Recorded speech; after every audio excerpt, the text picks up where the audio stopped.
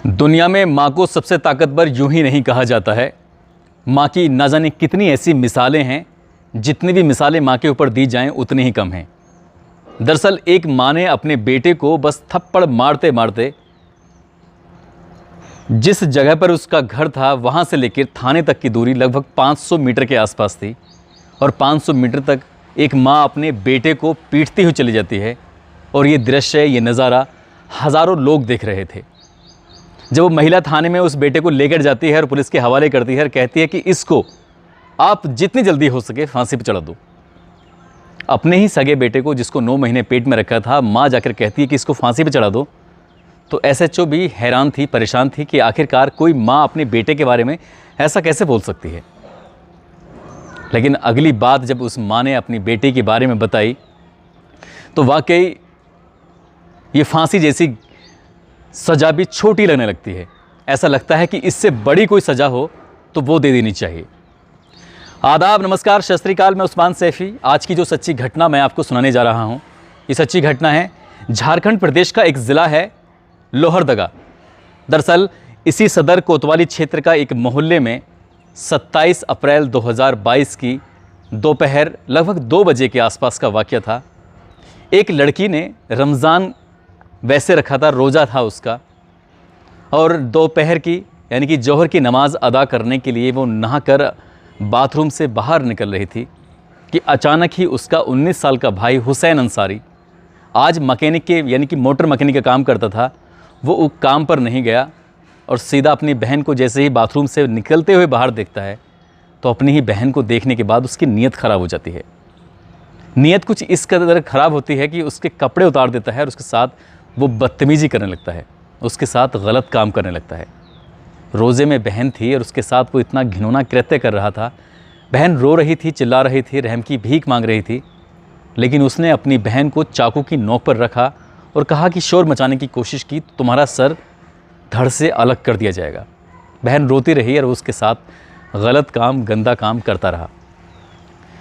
उसकी रोने की, उसकी चीखने की, उसके सिसकियों की आवाज़ें सुनकर छोटी बहन, जिसकी उम्र अभी लगभग 16 साल के आसपास है, वो भी मौके पर पहुंच जाती है और अपने ही सगे भाई को अपनी ही सगी बहन के साथ आपत्तिजनक स्थिति में जब देखती है तो वो उससे कहीं ज़्यादा चिल्लाने लगती है। बड़ी बहन को छोड़कर छोटी बहन को वो मारता है, पीटता है, क्योंकि माँ और उसके बाप दोनों ही घर से बाहर काम करने के लिए जाते हैं रोज़मर्रा की तरह। आज भी गए हुए थे, लेकिन न जाने कहाँ से आज माँ अचानक ही प्रकट हो जाती है, अचानक ही घर के अंदर दस्तक देती है।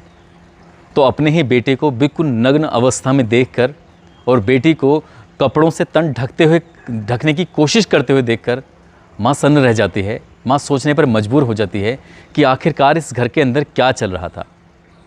जैसे ही छोटी बेटी ने और बड़ी बेटी ने अपनी माँ को घर के अंदर प्रवेश करते हुए, अंदर घुसते हुए देखा तो दोनों बेटियाँ ज़ोर ज़ोर से रोने लगीं, चीखने लगीं और चीखते हुए, चिल्लाते हुए अपनी माँ से ये वाक़या बड़ी बहन ने बताया कि मैं नहा कर निकल रही थी, मुझे जोहर की नमाज़ अदा करनी थी। भाई हुसैन अंसारी ने उसके साथ ये घिनौना कृत्य किया है।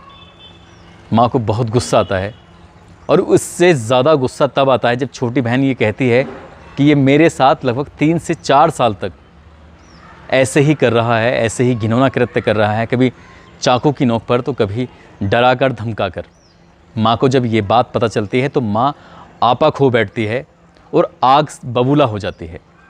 माँ की इस गुस्से को देखकर, उसके चेहरे को तमतमाए हुए देखकर, उसकी गुस्से में आँखों को लाल आँखों को देखकर हुसैन की भी हालत ख़राब हो जाती है और उसने उसको पीटना शुरू कर दिया।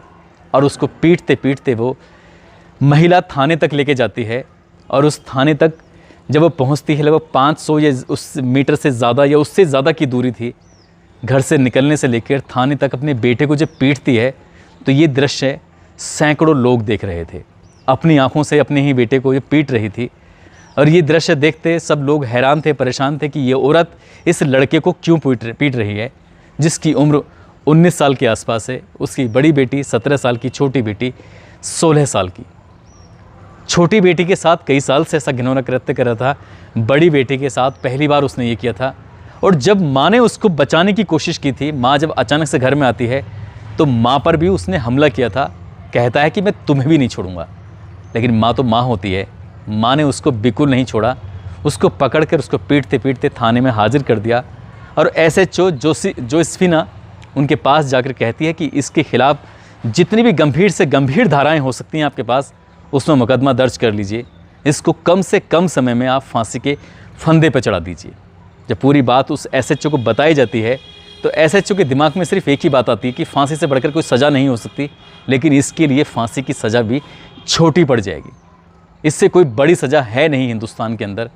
अगर होती तो शायद उसको वही होनी चाहिए जिसने अपनी सगी बहनों को नहीं छोड़ा और माँ को भी नहीं बख्शा। अपनी माँ पर भी उसने गंदी नीयत से, बुरी नीयत से उसको पकड़ लिया था, दबोच लिया था।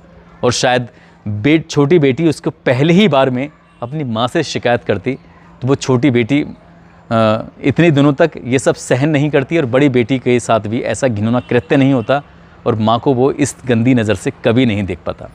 हालांकि फ़िलहाल पुलिस ने उसके विरुद्ध गंभीर धाराओं में मुकदमा दर्ज कर लिया है। उसके मेडिकल परीक्षण के बाद उसको जेल भी भेज दिया है।